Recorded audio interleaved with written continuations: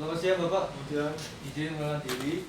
Nama saya Roy Mansa Aksat, peserta Latar CPNS tahun 2002. Saya di sini untuk bertanya-tanya kepada Bapak tentang wawasan kebangsaan, isu aktual yang terjadi saat ini.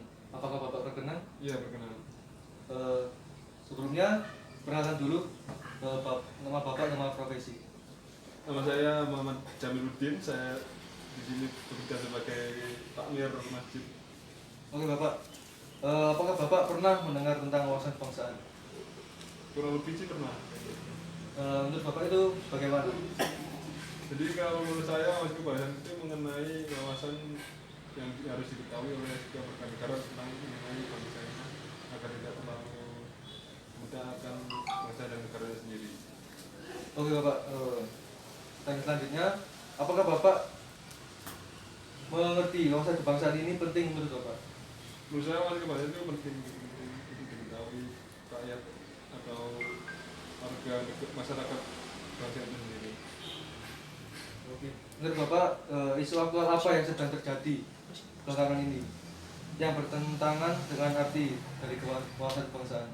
Kalau menurut saya yang di tren sekarang itu kayaknya masih korupsi ya, karena korupsi itu masih cukup ramai diperbincangkan di masyarakat. Kemudian tanggapan Bapak tentang isu itu bagaimana? Kalau tanggapan saya, korupsi itu memang harus segera diberantas karena memang sangat merugikan bagi masyarakat dan tentunya bagi infrastruktur yang terjadi di Indonesia ini. Oke, baik Bapak. Jadi bagaimana harapan Bapak kepada generasi muda untuk saat ini agar tidak terjadi seperti yang Bapak bilang korupsi atau apa gitu? Harapan saya kalau untuk korupsi yang terjadi di Indonesia ini agar segera diberantas dan agar supaya perekonomian juga tidak terganggu sehingga masyarakat juga bisa lebih tenang untuk melakukan aktivitas, sehingga kalau korupsi ini tidak segera diberantas akan banyak merugikan mereka masyarakat di Indonesia. Baik Bapak, terima kasih Bapak ya. Jadi wawasan kebangsaan ini bagaimana cara pandang kita dengan Indonesia tentang diri sendiri, lingkungannya yang mengutamakan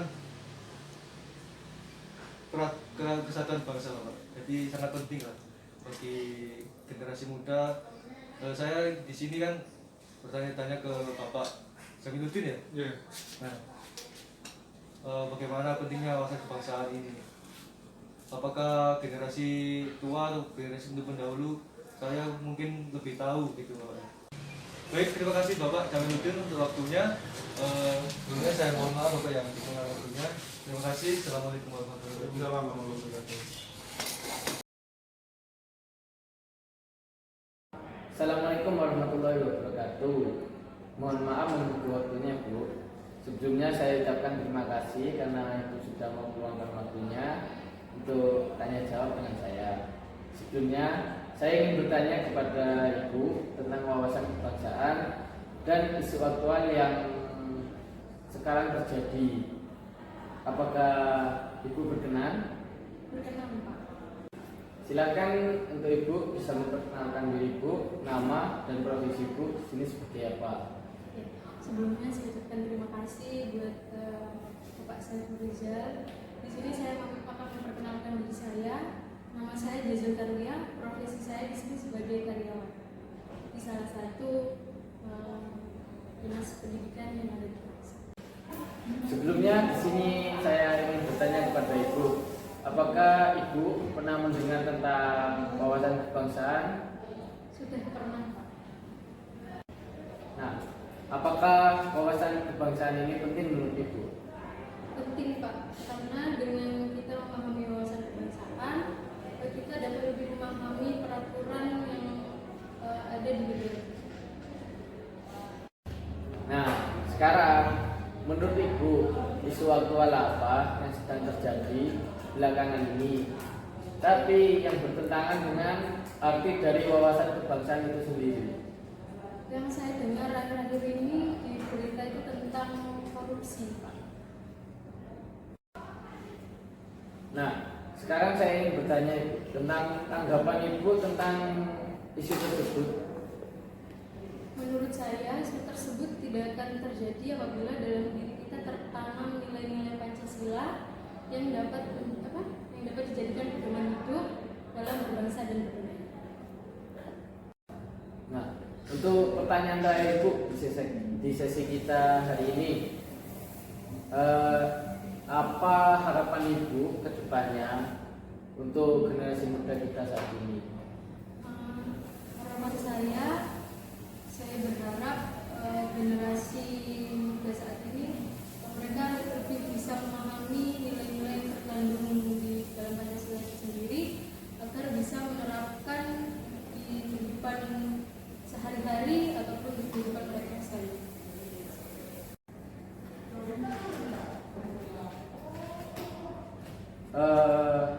Saya ucapkan beribu-ribu terima kasih kepada Ibu Jadin yang telah meluangkan waktunya untuk berbincang ngobrol dengan saya di sini. Jika ada salah kata dari saya, ya mohon maaf dan hormat biasa.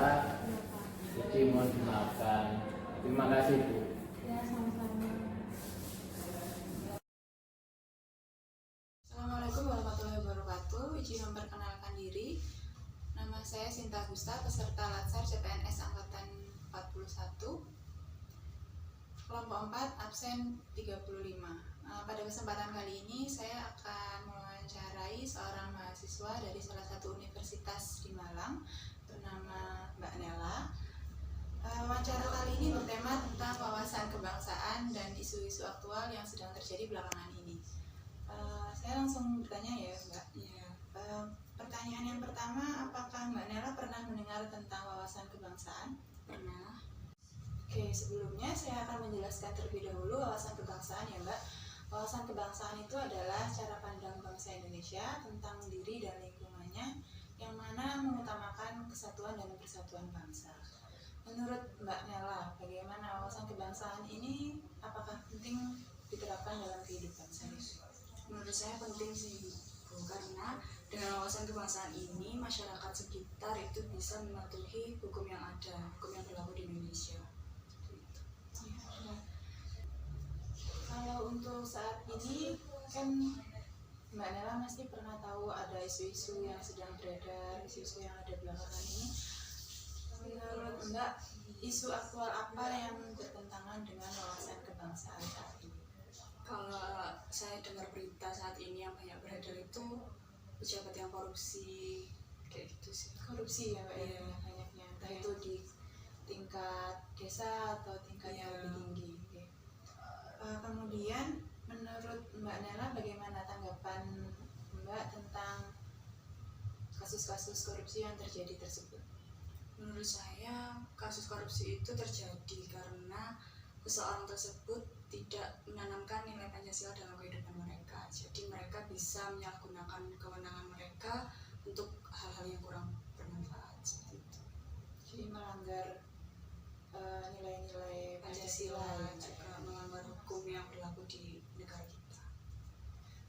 Oke, pertanyaan terakhir, harapan Mbak Nela untuk generasi masa muda sekarang untuk terhindar dari